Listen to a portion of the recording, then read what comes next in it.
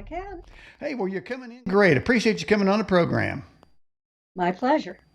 All right. Well, this is your first time on the Edge broadcast, and here we don't cover single topics. We cover every kind of topic. And if you went down our show list, you'd see that we try to cover everything. And I saw you pop up here and there on the internet, and I think you, even on Coast to Coast, right? Yes. You and in a lot of other shows you've been interviewed, and really you just bring a lot of information that we just don't get from some of the other ufologists. And I don't even know if that's a term that you would take for yourself, but I just love this investigator of contact with non-humans. So it's almost as if you're not saying every contact is an alien. I mean, non-human could cover a whole plethora of beings, could it not? Yes, and I don't like to say that they're extraterrestrials because I'm not certain that they are. They could be interdimensionals. They could be time travelers coming back, or they could be extraterrestrials. So I just use the word non-humans. Well, I like the word non-human, and that way you're not pigeonholed into having a conversation on one type of entity. Because Kathleen, I got to say, after doing over 1,000 shows since 2004, I have discovered, along with our many viewers, that there's a whole lot of entities and beings out there, and they account for a lot of activity, seen and unseen. And of course, we go about our daily lives. You know, it always reminds me of that George Orwell's *The War of the Worlds*. Where the opening of that was one of the best openings paragraph sentences ever. You know, it says, as we busied ourselves on our daily lives, unawares that eyes cool, collected, were slowly but surely making their plans against us. That's just classic. It's just, you know, and I love that. But I'm hoping that there aren't people out there right now that's slowly but surely drawing their plans against us. We'll be talking about that tonight. But hey, Okay. Betty and Barney Hill is your aunt and uncle? That's correct. I Wow. was 13 when it happened. Now, well, I guess we can start with that because, I mean, I've never had an interview with somebody that close to them. Certainly on this program. I mean, I've had some others of notoriety, but did they tell you the story? Yes, they did. I arrived home from school on the afternoon of September 20th, 1961. I think I was in the seventh grade then. I was 13 years old. And my mother was on the phone with my aunt, Betty Hill. My mother was 10 years younger than Betty, and sisters. And so Betty was concerned because that craft had come so close to her and to Barney that she was afraid that they might have been contaminated. So my mother agreed to call a neighbor of ours who was a physicist and then get back to Betty. But as we began to talk about it, I wanted to hear the story myself. I was a very curious kid. So within a couple of days, my mother and father and my two brothers and I drove up to Betty's and Barney's house, which was about 20 miles from my childhood home. And I had the opportunity to hear it firsthand then. Well, that's awesome. Now, we actually had a guest on this program, Chase Klosky. I don't know if you know who she is, but she's a Yes, I know. Chase. and I talked to her several times, met her personally, went to conferences and seen her there. But she totally surprised me one time when she told me, and then she ended up telling a lot of other people as well, that she was doing a UFO investigation in a farm field where the farmer said there was UFOs flying around, and she said that it was at night, and her team and the farmers standing right there, and a 4-foot gray just was right there. And she hit it with a spotlight, and she said hit it right in the eyes, and it didn't flinch or anything. So that was a pretty good firsthand account, because normally we have people that just say, well, I heard of somebody that had a sighting. But I like these firsthand accounts of this report that you got from them. So once they got once this event happened to them, did they go directly to the authorities, or did they sit on it for a while to figure out what they're going to do? Well, they arrived home on September 20th, and my father's best friend, Buzz Sawyer, was the former chief of police in Newton, New Hampshire. And Buzz advised Betty to make a report to Pease Air Force Base because Pease had contacted the local police departments and asked them if somebody had a UFO sighting to report it. That would go to Project Blue Book. Mm-hmm. And so, being the good citizens that they were, they called Pease Air Force Base the following day and made the report. Now, in the 47 event there at Roswell, at first it came out, they said, I mean, it was all over the newspapers, a UFO, a craft was involved, bodies were involved. They took it to Wright-Patterson. Took a couple of days and they came back and said, "Oh, we just realized, sorry, our mistake. It's a balloon." And then so I mean, somebody gathered pieces from it, as you know, from that event. But was telling the truth about UFOs easier back in the early days, 40s, 50s, 60s, say, versus in the 80s, 90s, 20s? Well, Project Blue Book was still around, and it closed down in 1969, early 1970s. So it was more difficult to register a report. The private groups, such as the Mutual UFO Network, was around. NICAP was just about ending in that time frame. I think it was the early 70s. And APRO, the Aerial Phenomena Research Organization, was around, and they were there for the Travis Walton case in the mid 1970s. So, yeah, there were places that you could make a report in the 70s and 80s and 90s, but not everyone knew about it, and it wasn't official like the reports that you would make to Project Blue Book through the Air Force. Yeah, so I mean, almost if there was a timeline, it seemed like it was maybe believable in the early days, and then it got to the point where if anybody mentioned it, then you're a conspiracy theorist, a nutbag. You know, you got aluminum foil in your head. Now it's coming completely back around, and we're all sitting and waiting around for the government's military, particularly Navy, to release a report. Congress has already had a top secret pre-briefing on that report that's coming out. And some senators said that there certainly is evidence that they exist, and so that's almost like a drip. So we're kind of getting this drip. But anyways, it seems like it's finally moving out of the shadows, the dark web, science fiction books to a reality that we may have to deal with here in a not too distant future. There's a possibility that will happen. The government has been studying UFOs, UAPs since the mid 1940s, doing formal studies on them. By 1952, there was a major study of more than 1,500 reports. 26.94% were true unknowns. Then in 1955 came the largest study ever done by the Air Force, Project Blue Book Special Report number 14, 3,201 cases done at the prestigious Battelle Memorial Institute. And both of those studies that I have talked about had a chi-square analysis. So they were doing a quality of analysis on the reports as well.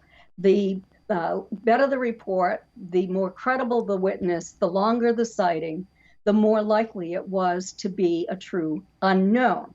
Now, they can't say extraterrestrial because they don't know that craft is coming here from some other planet outside our atmosphere. But the statistic in the 1955 study was 21.5% unknowns. So the government's known about this for a long time, but in 1953, the Robertson panel convened. It was a CIA-funded panel of some very closely connected top scientists, connected to the government. And the decision was made that this could cause public hysteria, and it would just be best to convince the public that it wasn't real, and to have scientists write explanations Mm-hmm. using logical deduction, Mm-hmm. not evidence or anything else, just logical deduction on what it might have been. Mm-hmm. And then they went further than that and decided that they should uh, discourage people, especially credible witnesses, from making reports that might go to the public by ridiculing them, by having someone supposed who is a supposed witness uh, explain what it is and make that person look silly. Mm-hmm. Yeah. And that, yeah, that So, was followed for many years. so the generalized theme for years really is the government says anybody believes in it is a conspiracy theorist. The church is always saying they're demons, so don't look at them. Don't even talk. Don't look. Don't even ask the question about it. There's demons. Then education says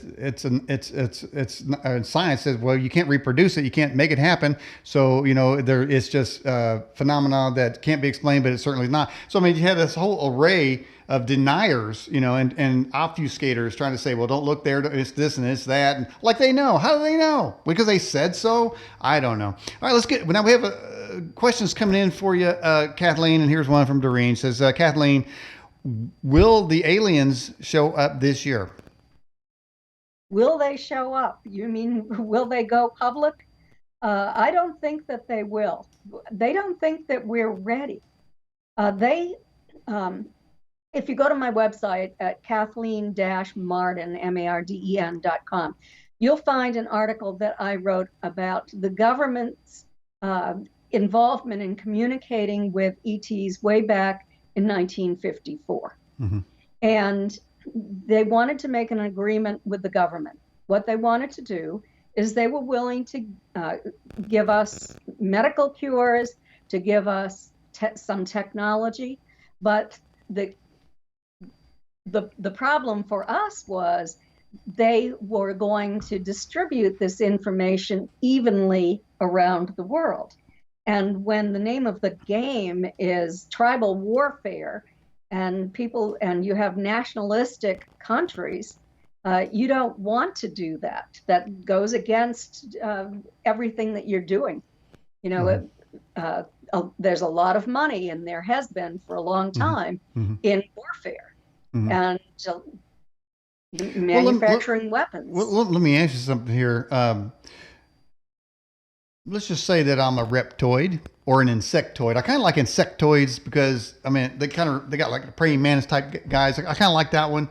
But if I've got my angry horde of insectoids and legions of them coming out from Alpha Centauri, got motherships, 2,000 or 3,000 of them that are a mile wide, and we're coming to the Earth, and we're going to make a deal. But when we get here, all these countries are fighting around. Everybody's got different currency. They all got different language. They're always shutting each other off. They're always attacking each other. We can't deal. Okay, can't deal with this anarchy down here. Okay, can't you guys? Like us insectoids, we all get along. Sure, there's a few variants. We got insectoids, that look like an ant, and some look like a praying mantis. And some look like a Skeletor, but we get along. But when you come to Earth, it is this cornucopia of variances that you can't really figure out who you're supposed to deal with because everybody's so different. So wouldn't it be in my alien interest to have what I would call, from an alien standpoint, a global reset, where everything comes together as one, where all the countries, the borders are erased, the monetary system goes into one? Wouldn't it be to our benefit before we take over to help the humans have this global reset and do different things to humans and for humans to cause this to happen? They have a non-interference policy, and they are waiting for us to develop on an evolutionary scale where we will do that ourselves. They're not going to impose that on us. That's what they say. Mm. And, it won't be hordes of aliens coming here to militarily take over this planet. In 1952, July of 1952, Major General John A. Samford held the largest press conference that had been held since the end of World War II at the Pentagon. And the conference was about the UFOs that were seen over Washington and picked up on radar for 2 weekends in July. And what he said to the press is, these phenomena have been here dating back to biblical times. He said that they come back about once every century. And they were here in the mid-19th century, and then they're here again in the 20th century. They'd been here since the 1940s, and they haven't left. But they were not going to be frantic about it. But, you know, they've been here a long time. If they wanted to invade, they would have. They have chosen not to interfere with human activity overtly. Of course, there are thousands, if not millions, of people who have interacted with them. Yeah, there's a lot of interaction there, but I think one of the main reasons they're not going to come back down here militarily is because they're going to have to face the cowboy, and cowboy don't like that too well. I mean, interestingly enough, worldwide in ancient history, there appears to be the same type of pyramids all over the world. Now, it just seems to me that came from a single source. Maybe perhaps somebody came down here, told them how to do it, and expected everybody to grow up and all around the world and get to that one place where then they can come back and communicate to us as one people. But that something happened in there, and it messed that all up, and everybody started changing, and the countries became isolated, and the languages, and kind of like a great flood wiped them out, and their plan was thwarted. But let's get some more questions for you. Was Ken Jennings, the Jeopardy champion, a time traveler who knew all the answers, being from the future? Not that I know of. I have no idea. Well, I tell you what, for the person who wrote that there, you ought to look at Ken Jennings' tweets, because he's got a couple rough and rowdy tweets out there that should have disqualified him from even getting close to being the announcer for Jeopardy. All right, let's get to Zur. Has a question for us. It says, Kathleen, if an alien becomes an interdimensional entity, do you feel it has a biblical sense? No, I don't. There are different dimensions in our universe. Now, could be planets that have life at a different dimension. And all that means is, let me explain first of all from the point of view of what the physicists that I've talked to have said to me. They said everything is in motion. Nothing is completely still. That is the vibrational frequency, the frequency at which you vibrate. Humans vibrate at a lower frequency. Then who? Non-humans or evil dead humans vibrate at a lower frequency, or the demons, whatever you want to call them. They vibrate at a lower frequency. Okay, I can see that. Those ETs could be in the fifth dimension, the sixth dimension. We have a very narrow visual range as humans. They could be here right with us, and we wouldn't see them. Our cats can see them. A lot of people tell me that their cats, I think they can. Yes. I mean, have you ever seen a cat just walking by and suddenly goes, he just jumps up like, just like that? Yes. Or a cat that is just staring at something that you cannot see. And it will sit there and react to it. Yeah. I mean, it is, you can see it. It's looking at something. That's undeniable, Kathleen. So, yeah, I mean, we don't know, because we can't get into the mind of, I always find it fascinating when they say, well, here's what the bee sees when the bee has, 1,800 little octagons in his eyeballs, man. I mean, how did they get behind those lenses, look out? How do they know what that is? And here's another thing, because I got chickens, okay? I got this mangy rooster out there, Americana rooster out there, like kind of guarding his girls. You know what he's doing with them? He only does one thing, okay? Kind of like the drone bees do. They just don't have one function. But okay, we've got this rooster. Forgot what the hell I was saying. Oh, wait. Okay, so it's About eyes? chickens seeing things. Dang God, I missed my point because I went on too far. All right, let me. I'll try to ruminate on that, and let's get to this question from Bear. He's a part of the program, and he does a Bear report here in the first half hour of the show. It says, Kathleen, whatever happened to Betty's dress? Did it get tested for DNA? If so, what were the results?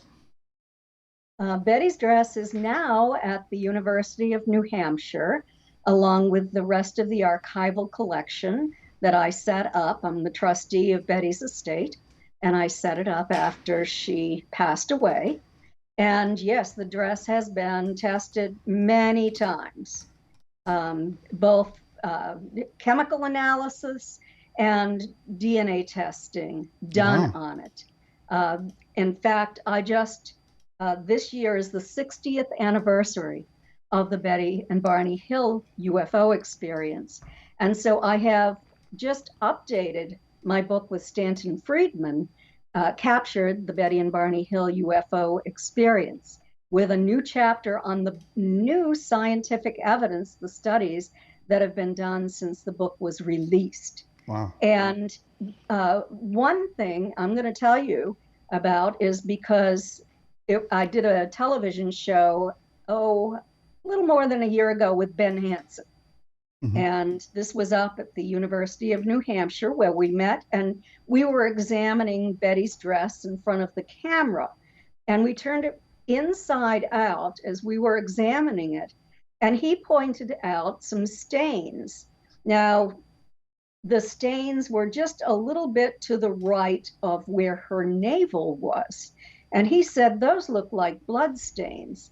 And her dress was torn from waist to hemline on that side too. So the dress might have bunched up in that area because it was torn when they took her. Wow.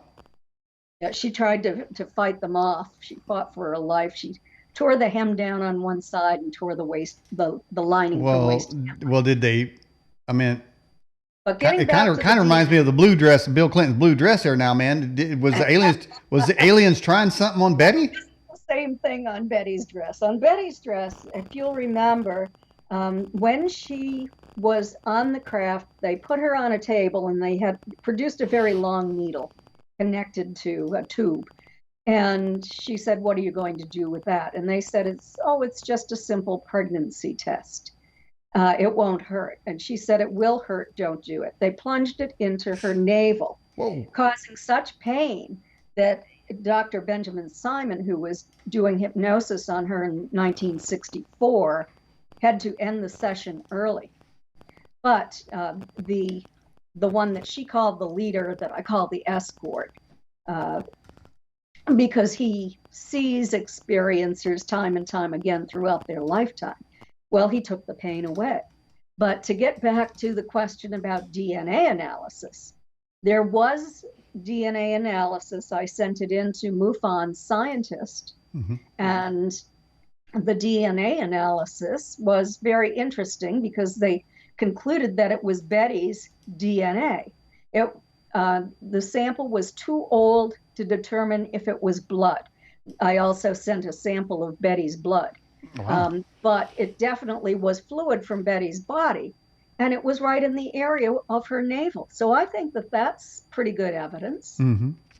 By the way, our moderator, Jade, gave me the keyword to get my memory going. We were talking about eyes. And so then I started talking about chickens, because like I say, how can you get behind the bee of the eyes of a bee and say, here's what they see, or a fly or whatever. And then, but I remember the chickens now, they have like 135 taste buds, and we've got a couple, 2,000-3,000. So we get a lot of different flavors. So I'm thinking, does that mean I can give my chickens some moldy old crap and they wouldn't know because they can't taste it? I mean, how do they know what a chicken can taste? You know what I'm saying? I don't trust, Kathleen Marden, I don't trust scientists because they're not chickens and they're not bees, so whatever.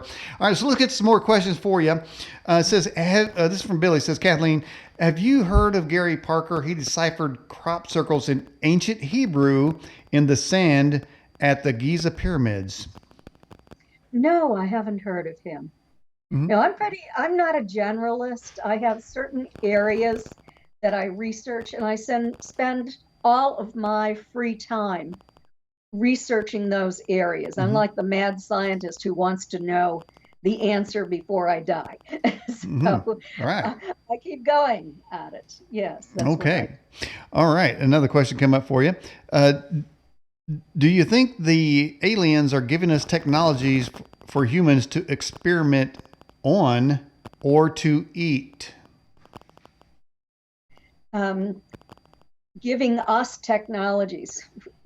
Do you mean scientists? Well, I think he's talking about a classic theory that we've made agreements with the aliens that if we allow them to abduct people to perform hideous experiments, that they will give us technology in return. And then the story goes on to say that they started reneging. They stopped reporting who they were taking, and then they stopped giving us technology, but it kept taking the people. Yes, but I haven't seen any hard evidence that that is true. I do have evidence that in 1954, the CIA, President Eisenhower, Admiral Herbert Knowles, and Wilbert Smith, who was the Canadian government's UFO guy, and others, the Office of Naval Intelligence, was interested in communicating with these non-humans. That's the article on one of the articles on my website. Yeah. And I have the FBI reports to back this up. That, so the evidence is there. I trust that more than a story about an agreement that was supposedly made, that they could take some of us, and then they took more. I have a lot harder time believing that, because I've seen absolutely no evidence that it's true. And I look for evidence. Well, sounds like you certainly do your due diligence. Question from Southern Boy says, Kathleen, how did Betty communicate with them, telepathically or vocally? She and Barney communicated. They might have spoken out loud because that's what they do, but the non-human entities made a tiny sound, kind of a mumming sound, but Betty and Barney understood them in English. So it was kind of telepathic. Okay. Now, their car didn't go with them, did it? I don't know that for certain. I have pondered that. Under hypnosis, Barney said that, and he was driving, and he made a turn, but he didn't know why he had to make that turn. Well, he made only one turn under hypnosis. But if you were to drive on that route, which I've done dozens of times, and you would have to make 1, 2, 3 turns, not one turn. So I suspect that car was actually picked up. Yeah, and it's interesting too, because there seem to be more stories coming to the surface about vehicles being taken or manipulated in some way. And I mean, that goes all the way back to Admiral Byrd, where they said, the story goes, his plane was hit with a tractor beam and was brought down into Antarctica. So, there is definitely, I mean, and then you got Star Trek, they've got the tractor beam. So it kind of makes sense that, if they can take a human, they can take anything around them. Oh, absolutely. There was a case in New Hampshire where there was a couple that were parked out at a closed restaurant, and a craft came and started to pick the car up, and something happened, and they lost it, and the car came back down really hard on the ground. It damaged the car. Yeah. So yes, in so many cases, especially back in the earlier cases where the vehicle and the humans are picked up. Yeah. Another question come in, says, were extraterrestrials involved in building of the pyramids? I think we mentioned that just a second. I don't know if they were. I think it's also possible that there may have been an advanced races of humans on this earth at one time. And then there could have been like a huge tragedy. Something happened. And the evidence is left of the structures they built. There is some high-tech stuff that I'm aware of. in India, Pakistan, in that region, there is evidence that there might have been a thermonuclear war at one time. The little glass beads that are the result of a thermonuclear war, where the soil is vitrified. Okay. So, that it could be. Okay. All right. Melanie Petal says, Kathleen, do you have a favorite sci-fi movie about aliens and why? I don't watch sci-fi movies, so Wow. no. You deal in the real thing, right? I do the real thing, right? Okay. Okay. All right. Gladys says, Kathleen, have you ever heard of the elite group Plus Ultra? Plus Ultra. Yeah. No, Why not? no. Ultra Plus. It sounds that sounds like a. I won't. No, never mind. Let's get to another question. MK Ultra, but not Plus Ultra. Okay. Okay. By the way, everybody, we do have a a question on the Edge's website that you can take, and the question is, what do you think? Let me get the exact title of this poll question. Oh, why do aliens abduct people? And I'm going to go ahead and check in on that right now. What the results are, Kathleen. I like to do that during the show and see. We got. Well, I hit results and nothing happened. Oh, here we go. Whoa. Okay. Yeah. 69% of the people respondents say they abduct people to create alien human hybrids.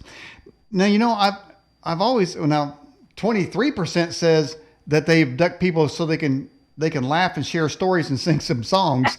So, I threw that one in there because I figured, hey, why is it always got to be doom and gloom and getting probed and impregnated? And why? I mean, maybe they want to sing some songs. Build a fire, sing some songs, roast some marshmallows on the mothership. Why is it always got to be gloomy? Oh, that's funny. I've worked on three major studies. I've asked that question for 30 years now. Why is this happening? What are they doing? Aside from the hybridization part of it, they say that they are attempting to upgrade humans. We have evidence that the experiencers, the abductees particularly, have developed certain characteristics that are not common among the general population. They become highly spiritual. 100% of the abductee group in MUFON's more recent study. Well, let's just that's a rabbit hole I'd like to certainly go down. Do you feel, after all your investigations and knowledge, are you a more spiritual person? I am. And, I am a much and more. how does that knowledge or your experiences or your knowledge enhance your spirituality? I don't know. That's one thing that I have questions. What causes this? It's not only spirituality, it's a psychic sense or an intuitive sense that you didn't have before, a different view of the world where you view everyone as being part of you. It's much broader than just your family and your friends and your state and the U.S. You think of all of us as being humans when you have interacted with these non-humans. So I mean, so do you look at the world? I mean, it seems to me it might have been a sci-fi movie, but maybe it was an astronaut statement that said, as they look down on the Earth, they wonder why there has to be so much division because it's just one world. So I mean, so from the spiritual standpoint to the human organizational standpoint, do you feel like you're closer to all humans around the world? As part of that spiritual growth, yes. Yes, they do. And also, there's something else they develop. They become empaths. And when you're an empath, it's a psychic sense where you can feel another person's emotions and experience them as if they were your own. I think it's brilliant if these ETs are doing this intentionally, because you can't harm another person if you're an empath. Well, you can't harm another person if you're a decent human either. Right. That's true. So maybe I'm an empath, man, because I certainly wouldn't want to harm anybody. And I have to make clarification sometimes because I have a part of the program I call ranting points. And see, during the show, the reason you're on at 8:30, but the show starts at 8 because from 8 to 8:30 we have ranting points. We have the bear report. We acknowledge people in a chat. We talk about guests, upcoming guests, and we have the guest section at 8:30. But in my ranting points, frequently I'll talk about, I'll just go down a news feed somewhere, and a lot of it's political. And I say, well, just because I'm saying something about somebody, recognizing what I think is stupid, doesn't mean I hate them, because I can't, Kathleen, I can't allow hate to be in the cowboy body. Okay, it's like a cancer. It's like a sickness. So I can't internalize it, but yet I do have to state my opinions, and they can be pretty rough and rowdy sometimes. All right, let's get to some more questions. Now, oh, by the way, let me follow this track a little bit about your spirituality.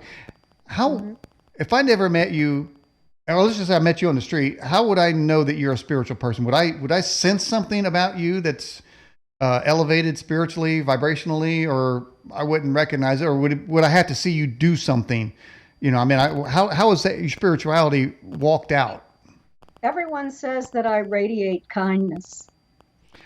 Okay. I think that could be part of it.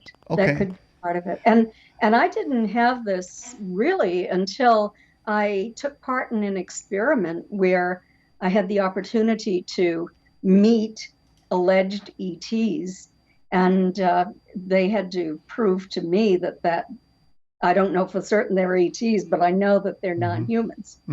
And I was with a group of researchers. We studied this over a 2-year period. So I think that and what we learned as a result of this probably increased my level of spirituality. Okay. All right. Now I've never done this one before, but you gave me an opening here, so I'm going to go ahead and go through it. Now, people that's watching the program, you've been watching Kathleen Marden.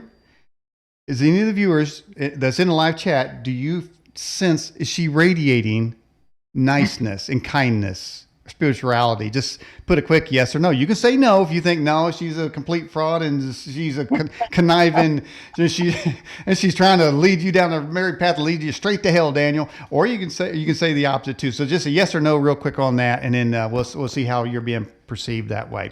I mean, I can't give my opinion because I want people to say exactly what they're thinking. All right. Kevin Utterberger says, Kathleen, can an ET give him the Powerball numbers if they want? Can an ET give who the Powerball Well, he numbers? wants, right. He's trying to take a shortcut. He wants to try to communicate to an alien who maybe can foresee the future and tell him the Powerball money. I think that's where he's going with this. Well, okay. Oh, so you're talking about Powerball. Yeah, lottery. I haven't the slightest idea. I don't know. I just don't know. I've never heard of anyone who has asked aliens for a Powerball number. You're better off trying a psychic. Kevin, now, you know, sometimes the viewers they'll put a question in the chat, and just to see if I'm really going to ask it, and they get a kick out of it if I do, if it's cornball, because they like to see a little cut up and down again. All right, now we got some answers in. Are you ready for them? You know the question I just put to them. Okay. Are you radiating, Kathleen? And here we go. The answer is Gladys, yes. This is my story, yes. Azur says yes. Tony says yes. Kevin Utterberger with that Powerball question says yes. Mishcom says yes. Richard Brower, yupper. Rose, yes. Our moderator, Jade, yes. Gila says yes, and smart too. Oh, and then Gladys says, you have a very nice smile. I was going to point that out as well. And Kevin says she's cool. Melody says, my first comment, I knew she was a nice lady, open-minded and knowledgeable. And yes, and of course, and yeah. So it looks like you've been taken very. So you there you go. Thank you. Have you ever had a show that went to that realm? No. Good. We like to break ground here. All right. How about this? Have you heard of My Labs? Oh, absolutely. What's going on in there? My Labs is when an individual is abducted by these non-humans, and then the military gets involved in it. Sometimes people report seeing people from the military in that wherever it is that they are taken, that alien environment. And sometimes after people claim that they have been abducted by the military and questioned. Mhm. So it includes a number of different things. Melinda Leslie she lives in Sedona, and she gives tours at night vision tours looking for UFOs, but Mhm. she is a MyLab abductee. Wow. So she's a really good one to talk to Mhm. about that. She's a public speaker and knowledgeable, highly knowledgeable on that. We asked on our MUFON study if people had had a MyLab abduction, and it was about 20% who said that they had. Mhm. And then we asked, were they able to identify the uniform on these individuals? And they said, no, for the most part, they couldn't identify the uniform. It was just a feeling that they were behaving in a military manner. Hmm. So Okay. Wow, that's very interesting there. Melanie says, Kathleen, you mentioned time travel. Are you familiar with Tesla's assistant, John Trump, working on a time machine, Donald Trump's uncle? I don't think so. I've heard his name, um, but I don't, if I did, I don't remember what he would have said or would have been said about him. So no, I'm not aware of that. Okay. Um, Now, we've had a couple of people on this program that claim they were time travelers themselves. And Mhm. if you look at out time and space, which is playing in my background, go as far as you can. I mean, it seems that if you multiply technology by billions of years, it seems like eventually you might figure it out. So I guess you have to decide if the mind can conceive that time travel is a possibility, or there are limits that that cannot be breached. You know, that are built in the celestial framework. Mhm. There are rules, but I got a feeling the rules that we know on this planet, heat, light, gravity, force, speed, these are all things that we know because we've experienced them. But what about those things we haven't experienced? Can we say they don't exist because we haven't experienced them? Therefore, there can't be a time travel. I mean, what's your take on that? Um, I would like to tell an interesting story about one of my cases. This was three people who, two of them were highly regarded paranormal researchers, highly intelligent women. And they wanted to do an experiment to see if they could record EVPs, electronic voice Right. phenomena, in a confirmed abductee case. So I know loads and loads of abductees. I've interviewed at least a couple of thousand of them, Wow. and so I set them up. He said yes, and so they went to his house, and they had all of their equipment set up. There was a craft that was coming in. They were looking at it, and all of a sudden, all the equipment they'd been holding in their hands was on the ground behind them, the wet ground, Mhm. and they were reeling back and forth and feeling nauseated. And they picked everything up, went into this abductee's home, and his wife said, "Where have you been? I've been looking for you. You were gone." And they realized that a couple of hours had passed that they couldn't account for. So I took both of the women separately and worked with them using quantum healing hypnosis Mm. technique. Okay. And what they said is, well, it's not necessarily thought of as time travel, but maybe these individuals who looked like a lot like humans, only handsome men, beautiful women, and they told this experiencer that they had lived on our planet thousands of years ago, Wow. and that there had been an environmental collapse. And a lot of people were just left behind, but they had the means to leave this planet. And they went and they found another planet in a binary star system. And they actually gave the name of the planet too, which I can't remember right now. It's been a while. But it's in a very nearby star system. Wow. And they said that they hop through time and space, and they come by our planet. They don't take anything. They just come by from time to time to check up on us. And they apparently have had a relationship with one of these women since she was a little girl growing up in North Carolina. When you say relationship, what do you mean? That they came and they took her to craft. Okay. And then when she was in the craft, what did they do to her? Played with her. Oh, okay. Yeah, okay. they didn't harm her. Okay. Now, did they implant her? Yes, they when she was an adult, she received an implant, and it did harm her nose, and she had to see a doctor about it. Because she was hemorrhaging. But for the most part, they didn't harm her. The ones who appear that have this human type are not generally the ones who are doing the reproductive experiments or anything else. They were visiting with her. And she's highly gifted now, highly psychic, highly spiritual, intuitive, and just really an incredible human being. So you say you've done thousands of interviews with abductees? Yes. Okay. For over the past 30 years. Okay. Right. Okay. That's quite a long time. Okay. Quite a long time there. Now, how does one get into this field? Well, the first thing I did is in 1991, I joined MUFON. I had talked to abductees before that who were friends with my aunt, Betty Hill.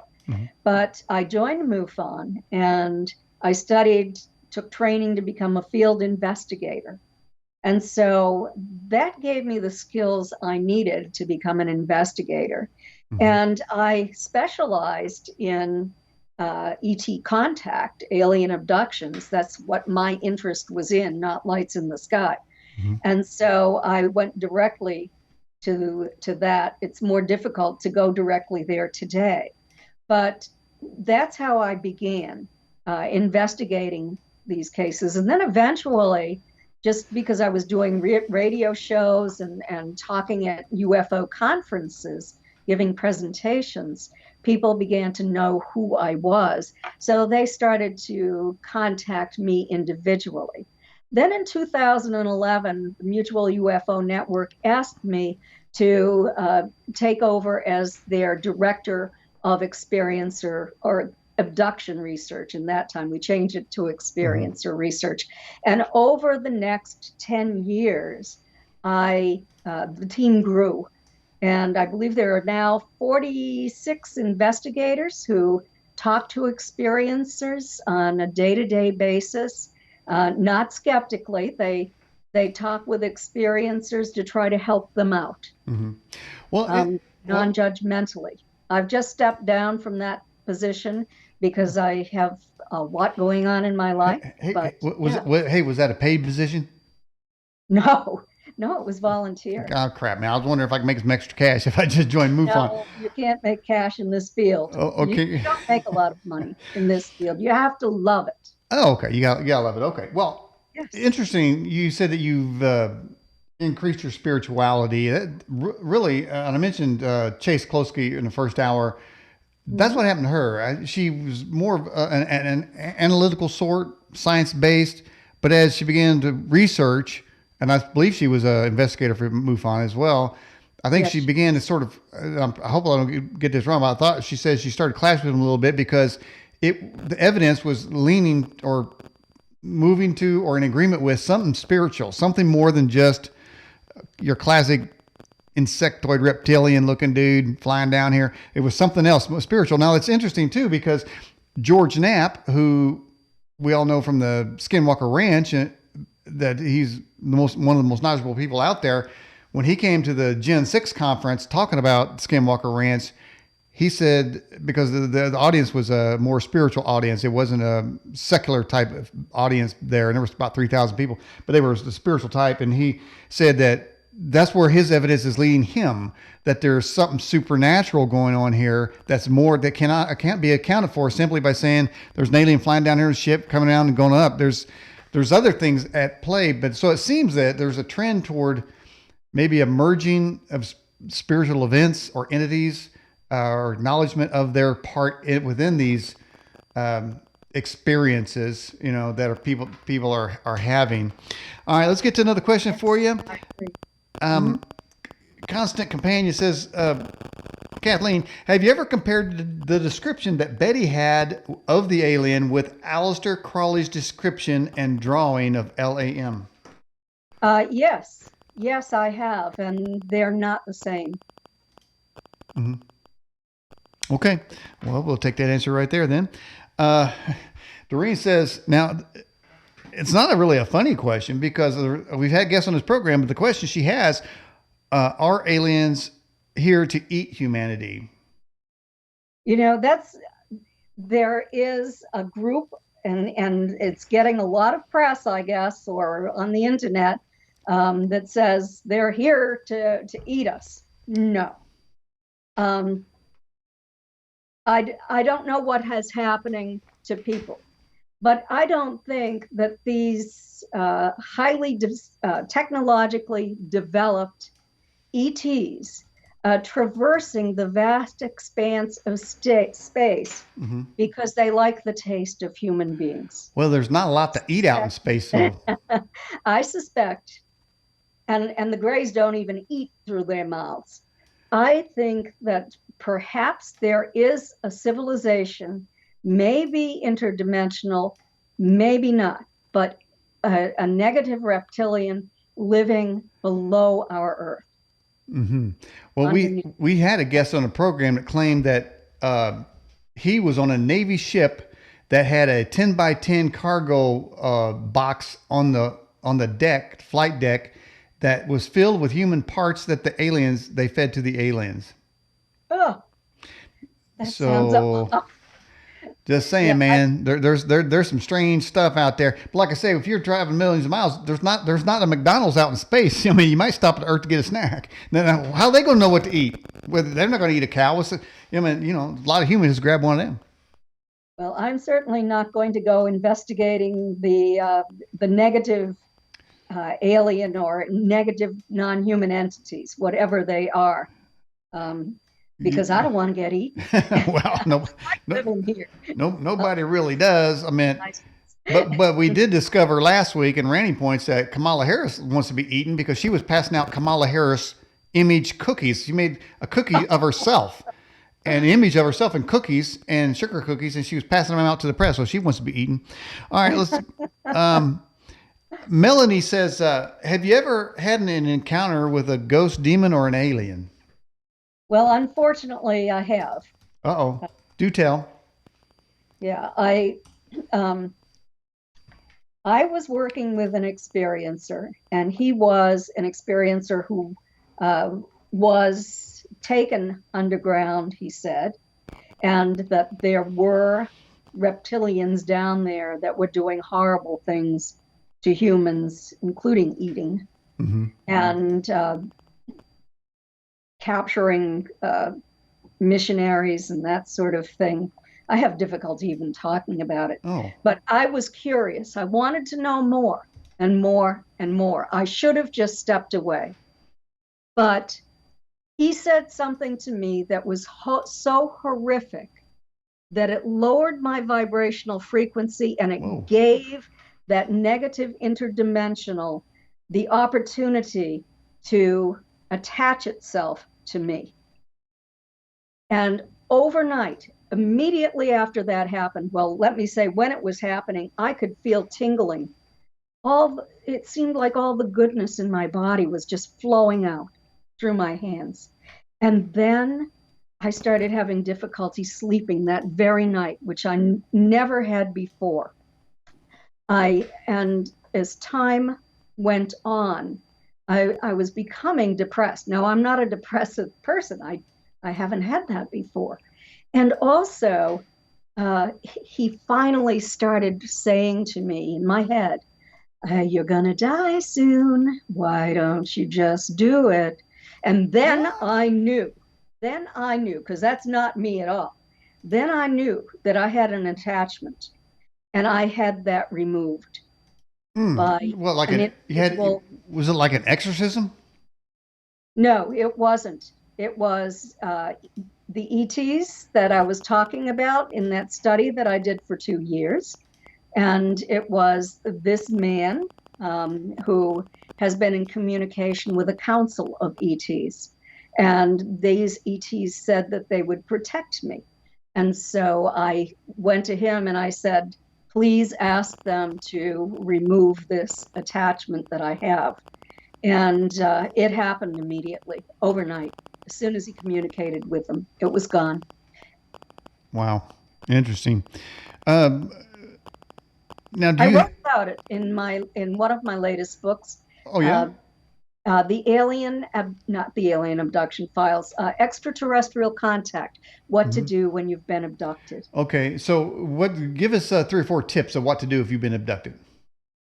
Well, depends on what you want to do. Do you want to investigate this yourself by setting up cameras? I always tell everyone to keep a journal, and whenever it happens, log what happens. Hmm. I tell people how to collect their evidence if they're looking for this, how to capture it maybe on video or at Right. least the missing time. We have all of that evidence. Hmm. And also, there's a chapter in the book on what to do, suggestions if you want it to end.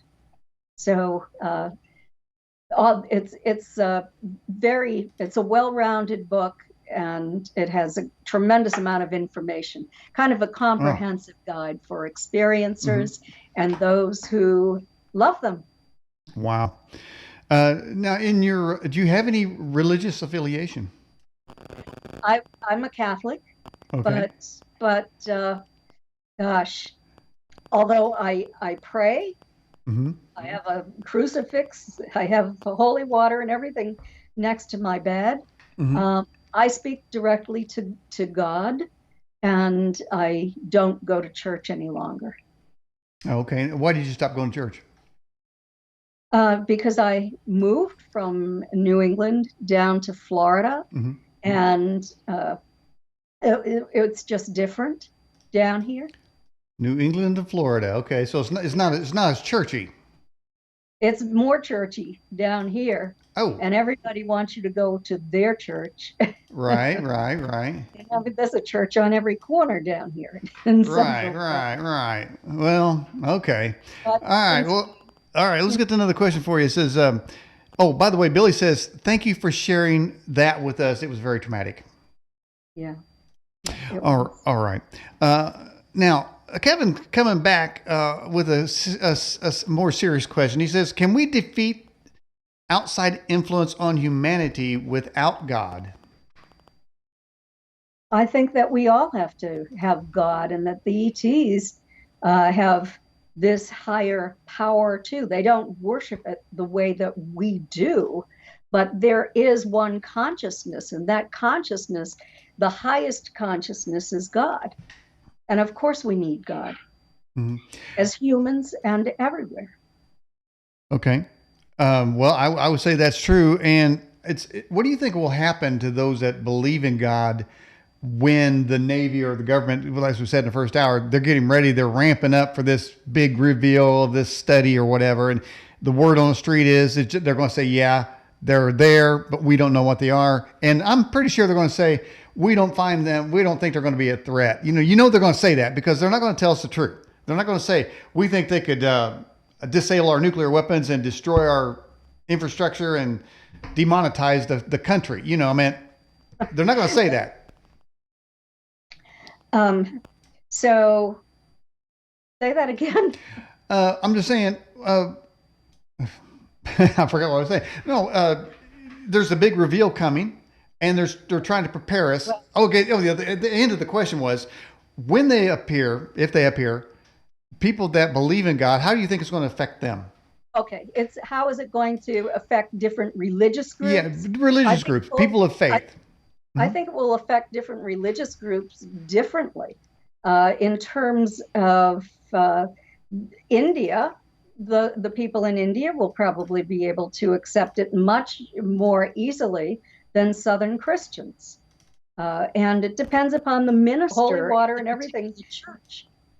For example, way back in the end of June 1947, Kenneth Arnold had a sighting in the Cascade Mountains in Washington, Hmm. and uh, he he is responsible, or the press is responsible for calling it a flying saucer or a flying disc back then. But this passed in the newspapers, in the news, all over the country. There was a lot of interest in it. And then there were ministers who were saying this signifies the end of the earth. And immediately, Roger Ramey, who was in charge of the 8th Air Force, uh, and his counterintelligence officer held a press conference Hmm. and said, "Don't worry, people. It is only weather phenomena. They're not really coming here from elsewhere." So that's the way it was Hmm. handled. I Hmm. don't know how the government is going to handle it. I don't think that there's going to be a big reveal. I think we've already had the reveal. Hmm. I suspect that the government is going to do what it's always done. They give us a little information and they monitor the public reaction. Yeah. They're not going to tell us anything that's going to frighten us. It's their job to protect us, Hmm. to make us feel comfortable. Hmm. Um, that Well, to after 9/11, there was a measurable return of folks to church. And I'm Yes. just thinking that when that happens, that's probably going to be happening again because what is the humans aren't going to be able to stave off an alien invasion if people think that's what it's going to be or that's what's getting planned because we're probably just going to have nothing more than more questions. We're not going to get answers no matter what the situation is. So we're still going to have this show on, and we're still going to have to talk to you to find out information because they're not going to tell us. And who trusts the government anyway? But on the other hand, if people do return to church, that doesn't work well for the government because it seems to me they want people disconnected from that. As they're trying to disconnect everybody from everything, as far as I can tell. Oh, you had a puzzled look on your face. It's one of the first things that they said you couldn't do during the pandemic was go to church. Then you couldn't Well, see you couldn't see grandma, you couldn't go to a wedding, you couldn't even go to a funeral. I mean, it seemed that there was this thing to pull American from their roots. it did, but it was so that those Americans wouldn't die. And that a lot of people went to church and a lot of people caught it and died. A lot of grandparents died. They caught it from their children and grandchildren. So it was, I know it was difficult for everyone. Yeah. You hate to have that happen. Yeah. It hurts everyone to Hmm. be away from their family and their friends. We all suffered Yeah. through this, Yeah. but it's Yeah. suffer or die. Yeah. Which makes you wonder why did Andrew Cuomo put all the infected people in the nursing homes to kill old people? It just makes you wonder Oh, why are you going to that's do that? Why would you do that? Maybe they want to kill them off so they can feed them to the aliens. I don't know. Here's a question for you. It says, what do you think about all these UFOs videos that are just now surfacing in the news? The tic tac videos and various ones coming up. They seem, again, it goes back to what I call a trickle out reveal here. Yes, well, in 2019, the Navy stated that the radar film did belong to them, that Hmm. they didn't know what it was. They are able to hover for hours at Hmm. 80,000 feet. Well, we can't do that. They stayed in one place, Right. Right. stationary. They could drop to 20,000 feet in a few seconds. If a human using our current day technology was in that craft, we'd be dead. We'd be splattered all over the walls of Hmm. that craft. Then it went to 50 feet above the churn of the ocean. And there was another craft larger than an aircraft carrier under the water. and this smaller tic tac bounced back and forth over it as if they were communicating. So the government has said, yes, that film is ours. We have the most sophisticated radar in the world. This is new high tech, and we don't know what it is. We don't know where it's from. And, that's probably the truth. I don't know if the government knows. I know that they have been investigating Skinwalker Ranch, for example, where there are all sorts of things happening, ranging from interdimensionals to portals, prehistoric wolf, right? To cattle mutilations, to it's on TV now, Right. just all sorts of activity. Non-human activity is what it is. Yeah, it's Non-human. See. Well, yeah. So I mean, it seems to me, and I asked, what do you think the church would do as far as or religious folks, religions, and one of the things that I remember when Katrina hit,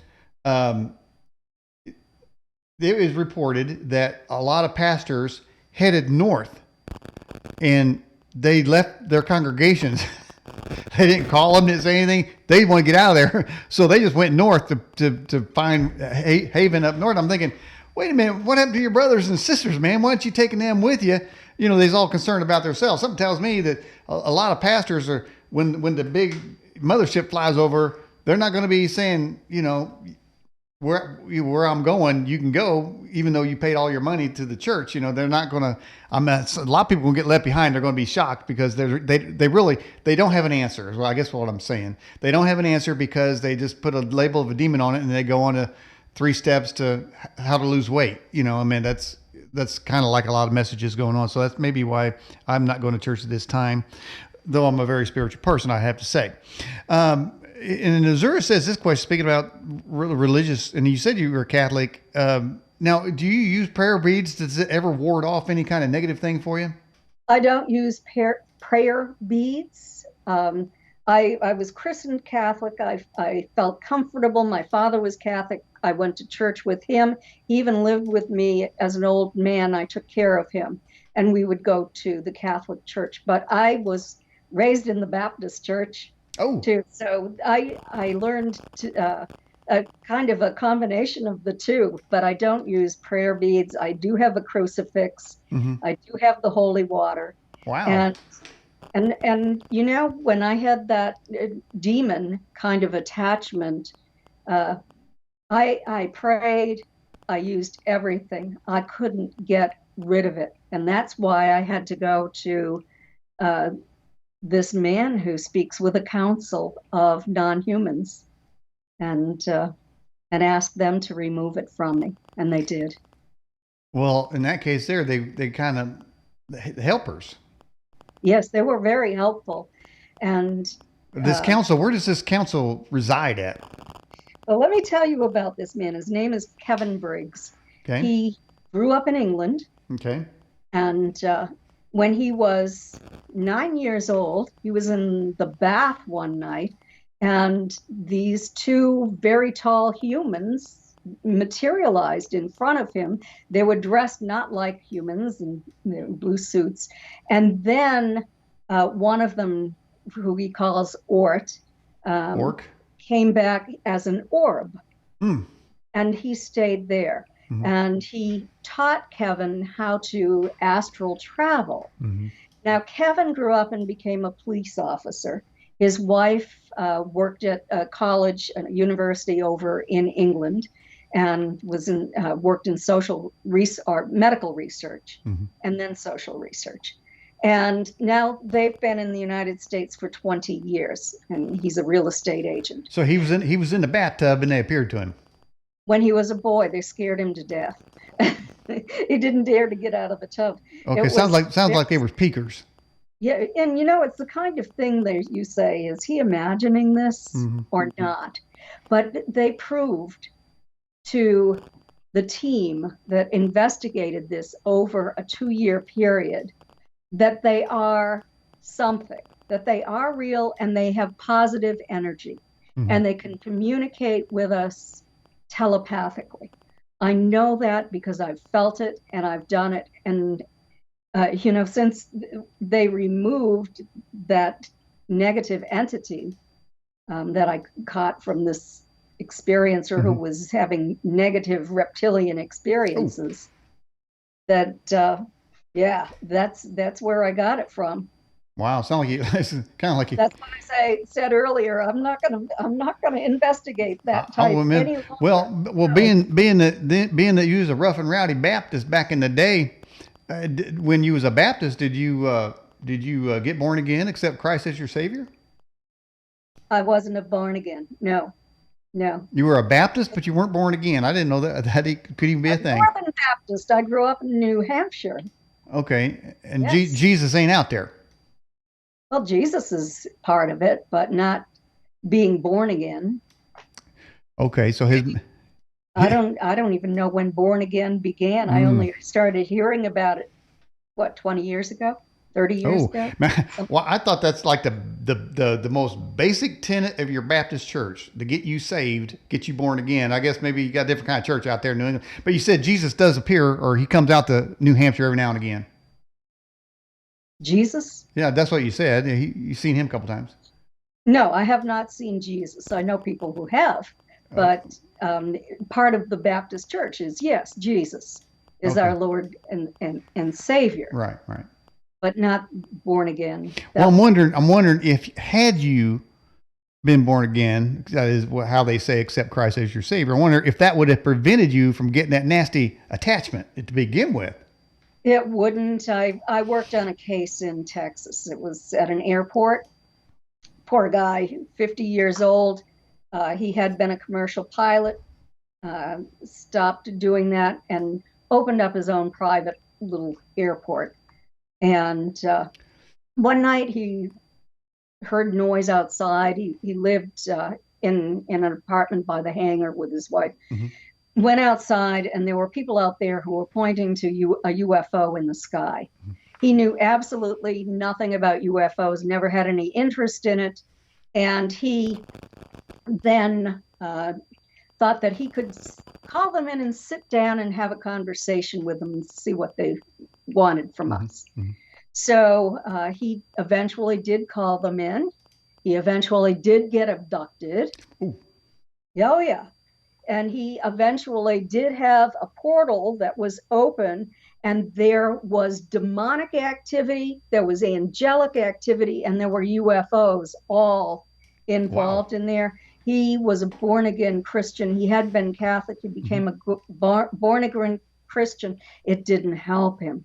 He did Mm. everything. He did everything he could, and he ended Hmm. up just having to give everything up and leave Mm. to get away from all of that. Wow. It was really a sad story. Oh, that does And sound. nobody believed him. He said that he thought he could ride around the town square with a dead alien on the hood of his car, and no one would believe him. They'd all look the other way. That's what he told me. Wow. There's a guy on the internet talks about aliens a lot. His name's L.A. Marzulli, and he says if you see a UFO, he goes rebuke first and ask questions later. So no, cast the thing out, curse it out, use crucifix on it, whatever first, and then you maybe you're able to damage it, and then rather than saying, "Oh, well, there's a UFO, isn't that great?" and then start, "Hey, where's my camera? Where's my camera?" I mean, so rebuke first, take pictures later. All right, let's get to another great question for you. Um, it says, well,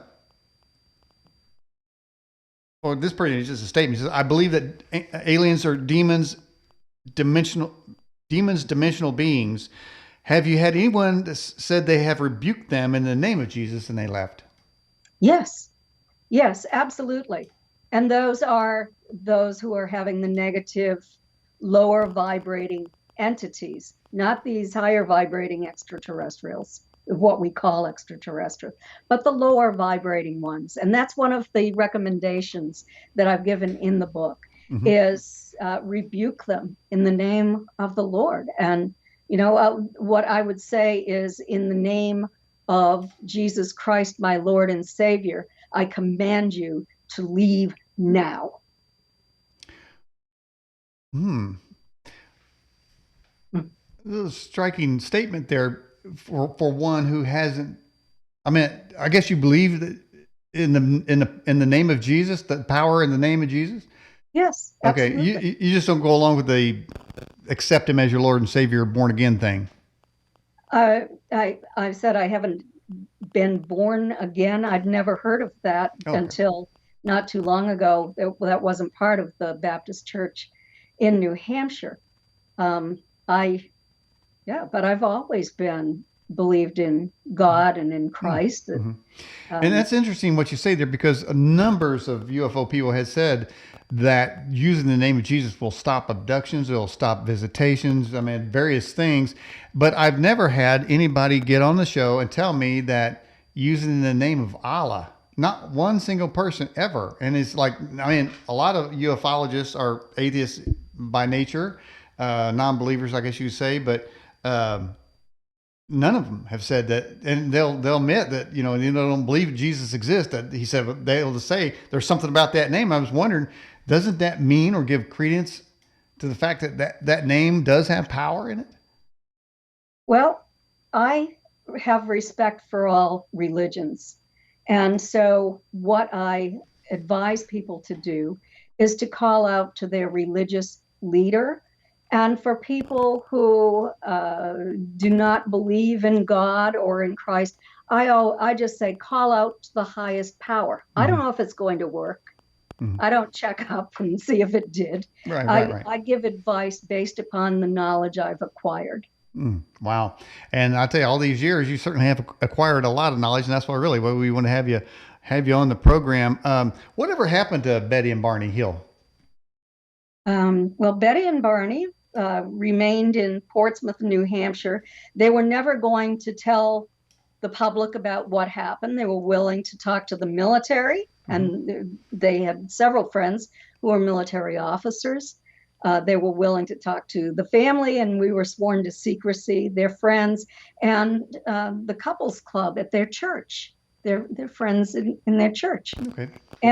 But there was a violation of confidentiality in 1965 that carried their story to the public. In 1965, Betty and Barney were invited to Lyndon Johnson's inauguration. I went with them. Wow. And Barney in 1965 received an award from Sergeant Shriver because he and Betty and others set up the Rockingham County Community Action Program using funds from the Office of Economic Opportunity.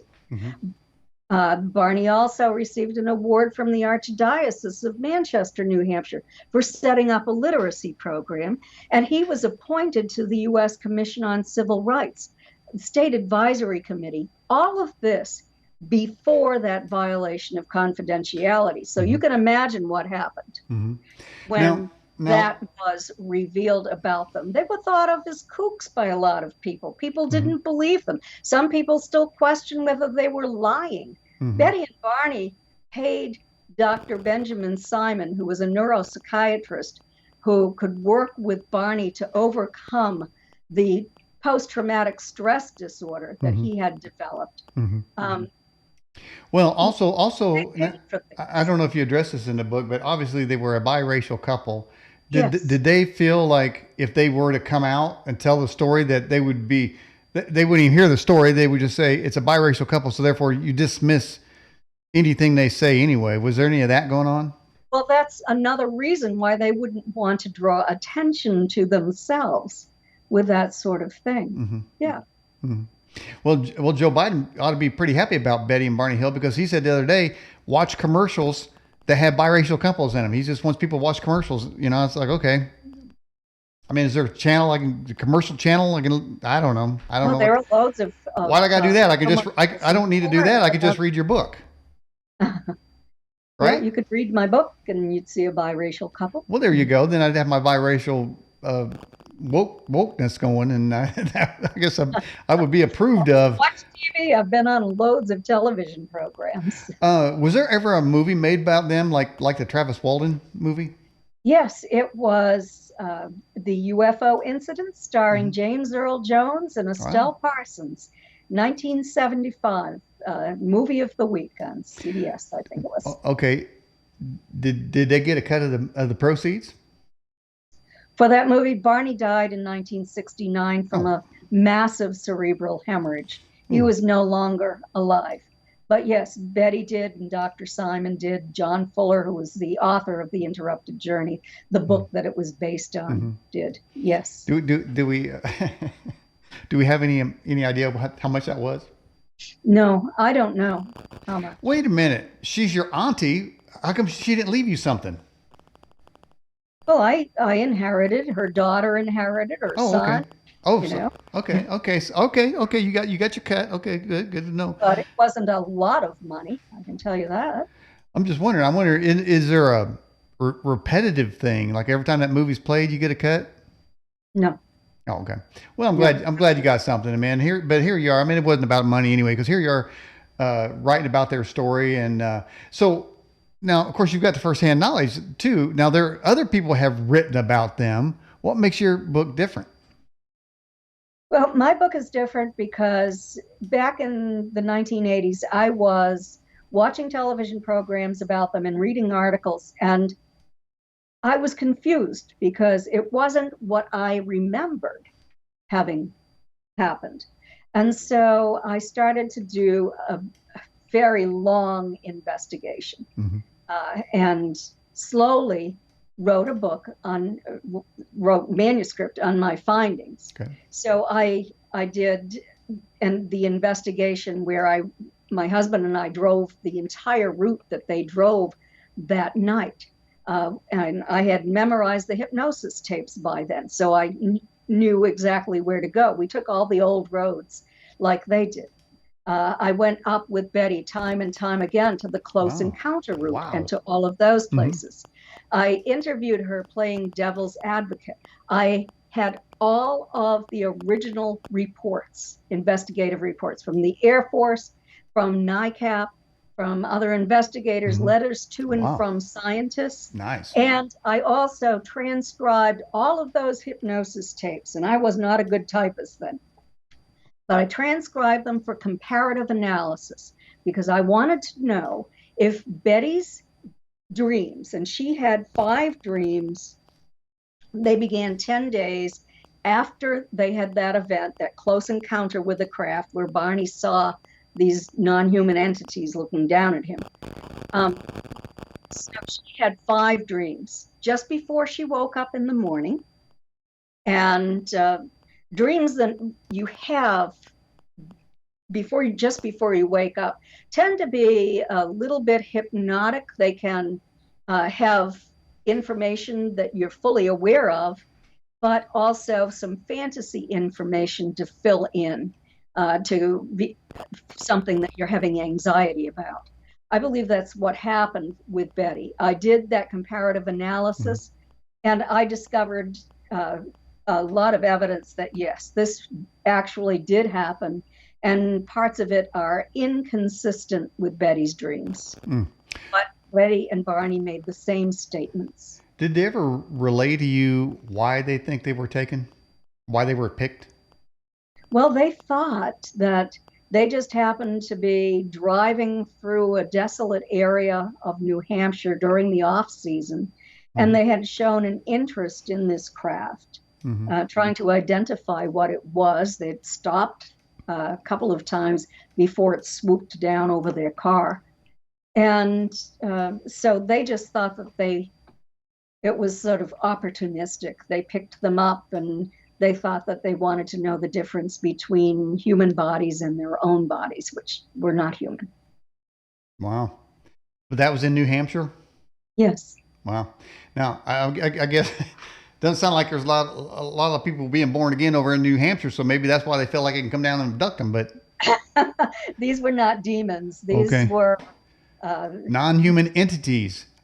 Now, they were non-human, but they looked the intelligent ones that were like humans mhm, in a way yeah. um, were more Asian looking, um, Wow, never heard that flat description. face, eyes larger than an Hmm. Asian face, no lips, no external ear, no hair on their heads or anywhere that they could see. Did you say flat-faced?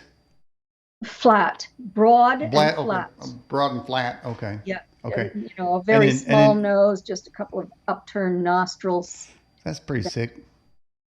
Well, okay, all right. So I mean, they didn't have like that going on, right? I mean, I don't know what. Their I've eyes were never slanted. heard. Yeah, they did. They had that kind of thing Their going eyes on. were slanted. Yes. In all these years, I've never heard anyone describe an entity like that that has an Asian feature. So this is the first for me. So thank you very much. See, I knew I was going to get new intel if I had you on the program. Yeah, but I said resembled Asians, Yeah. but not Asian. No. There were marked differences as well. Yeah. Well, I mean, yeah. I mean, did they have clothes on? Yes, they had on Spacesuits or something? skin-tight black outfits, Mm-hmm. and Betty speculated that she thought they might have at one time lived on our planet, and that they were just us in the future. Mm-hmm. Some scientists had talked to her about Mm-hmm. that, Mm-hmm. and she agreed Well, that could have been possible. now that makes sense because one might mistake, I mean, innocently so, a Chinese person with an Asian person. This happens all the time, and I'm just wondering, does that mean that eventually the Chinese are going to take over the Earth?